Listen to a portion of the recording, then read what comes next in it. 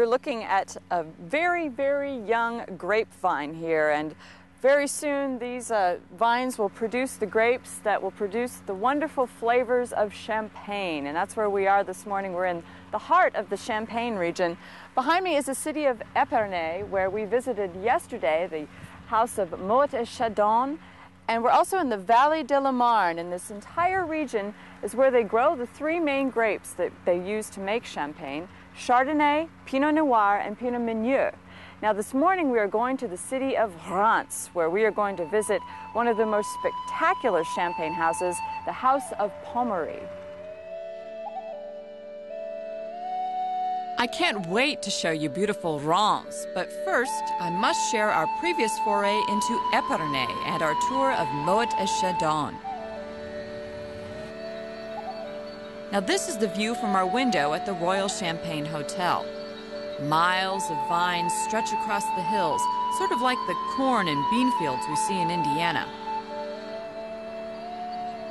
Each morning, a gentle fog caresses the grapes, keeping them from the heat of the early morning sun. In Épernay, you find a veritable who's who of Champagne powerhouses: Perrier-Jouet, Paul Roger, and our destination, Moët et Chandon. The day we visited was a banker's holiday, and here are some of those happy employees parading through the streets on their day off.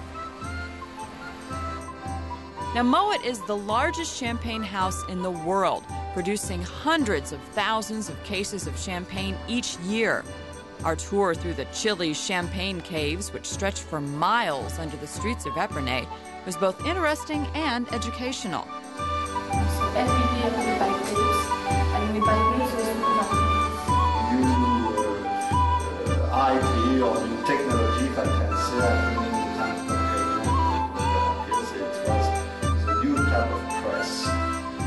Later, we lunched at owner Claude Moët's home, where we enjoyed a multi-course meal accompanied by a variety of equally delicious Moët champagnes. The city of Épernay itself is a delight. Flowers, cafes, stores, and those tiny cars. There's plenty to see.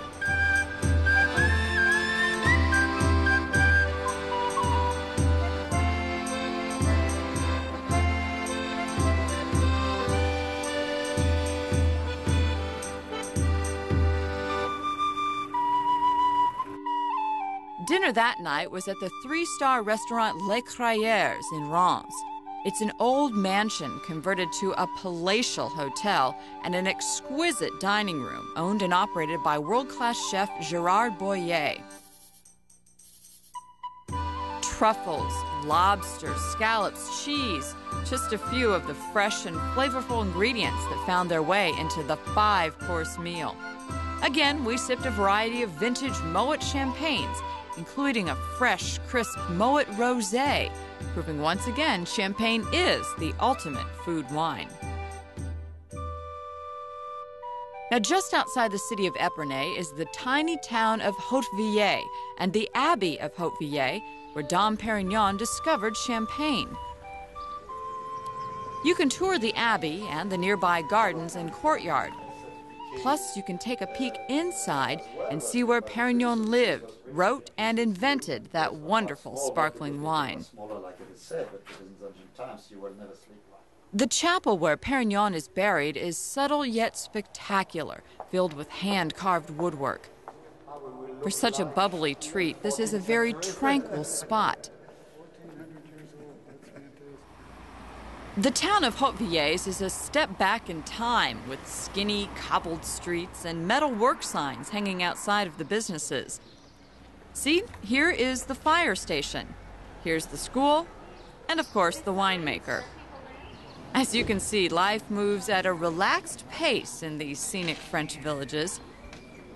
Most villages offer markets twice a week, where one can buy just about anything from produce to candles to crepes.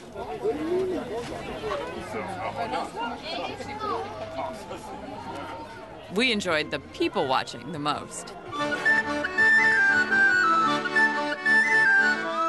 Our other major destination in Champagne was the city of Reims.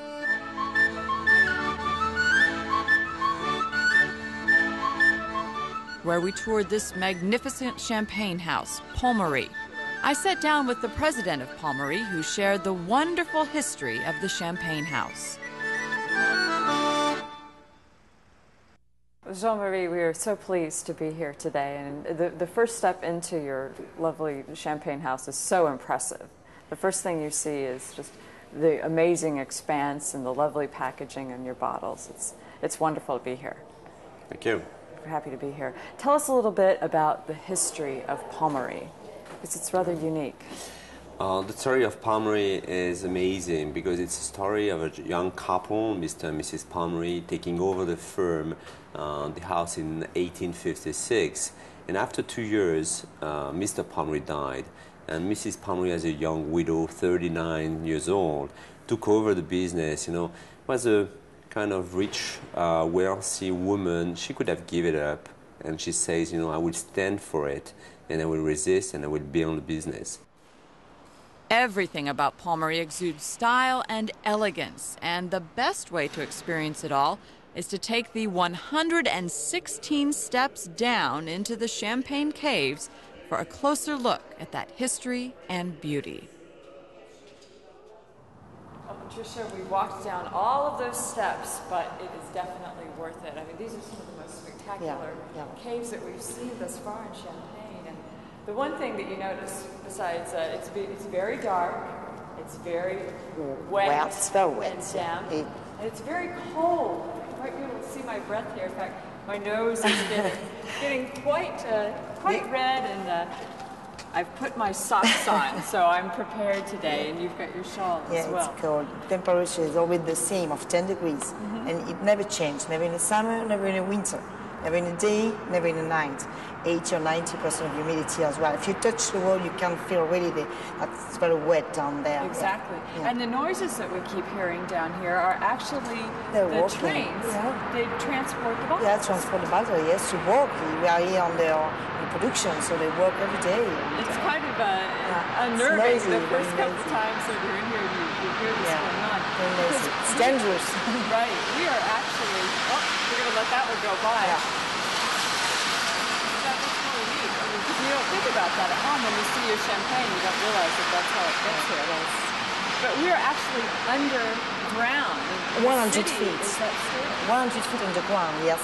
And we've got down 11 miles of cellars and 120 chalk pits like that, linked together by 11 miles of cellars. Which is amazing that this was all dug by hand. And These chalk pits have been carved by the Roman people 2,000 years ago, and they used to take the chalk to build the houses. They need the chalk to build the houses, the town, the cathedral as well. And then Mrs. Palmeri linked them together by 11 miles of cellars after a few years later. 30 million. 30 million bottles of champagne. Can you believe that? Oh, you can. In They are full of champagne. All the bottles are full, of course. And we're going to be touring the rest of the caves and seeing some of the fantastic carvings and everything. So why don't we get on our way before my nose totally freezes over here. Let's go.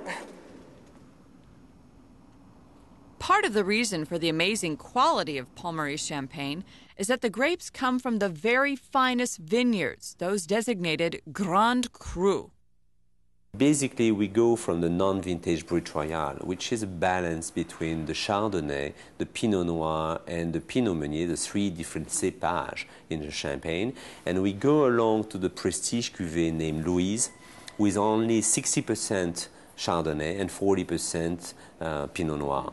So basically, we are a more Chardonnay-oriented house. As we get with more prestigious cuvée, we get with more influence of Chardonnay. The second thing is the style of Palmeri is by far we consider as the most delicate and feminine style in the Champagne. So deliberately, we are not looking for sharpened, too strong wines. We're looking for delicacies, finesse, and acidity of our wine. It's very important that all wines are, very fresh, very refreshing in the palate, and that's also influenced a lot of our style. Madame Palmeri was a woman of great energy and vision and truly cared for her customers.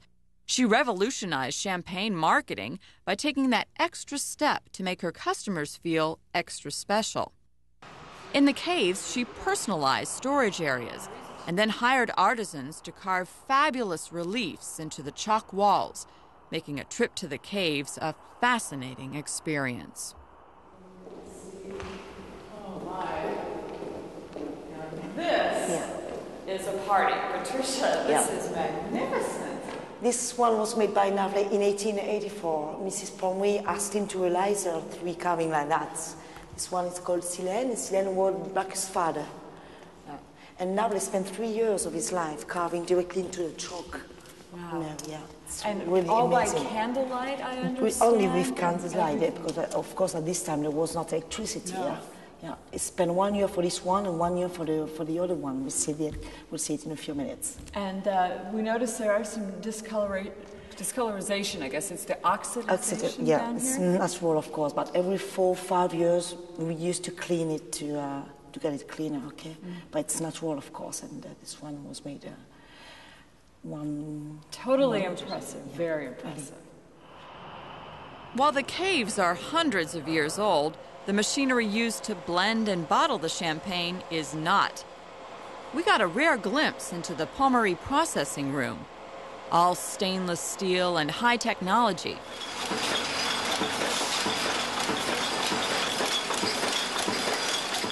The day of our visit happened to be a bottling day as well.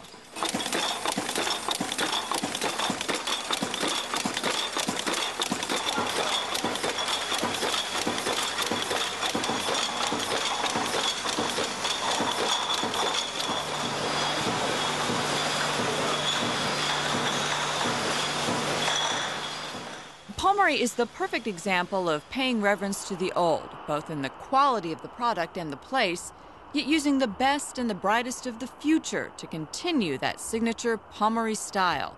Crisp, ripe fruit, perfectly balanced and aged to fit any occasion, as an aperitif, an accompaniment to a meal, or an elegant gift.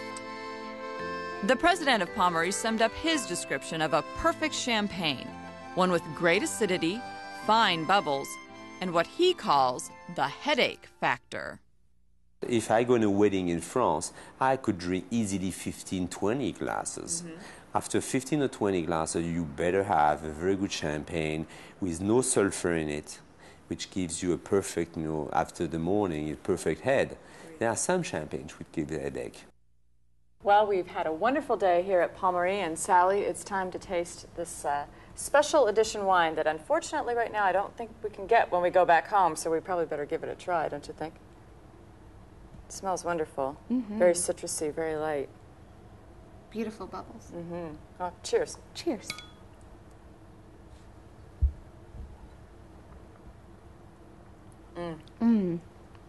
Much like the rest of the Palmeri wines, very smooth, very acidic. The citrus, the tangerine, pears. Crisp. Jumps right out at you. Summertime. Aptly named. It's a good name for this. What do you think so far? We've been here now for almost 3 days. Sometimes it feels like about 30 days since it was a long trip over. But we've seen a lot of things here in Champagne. What are your impressions? Oh, it's been beautiful. I think that the comparison to America, it's a totally new world and very exciting. The tours have been wonderful. The wine has been great. And the people are amazing. They're so friendly and fun. And back home, we encourage folks to go out and visit the Indiana wineries. What do you think someone from Indiana could learn by coming over here and visiting the different champagne houses? Because it's a different style of wine. Completely different. I think the traditions and the history in these houses, you could learn a whole bunch. The Indiana wineries could take home a lot of information on where to go and where these places have been, and the wine styles, and you can always learn something new when you go visit someone else's winery. Absolutely.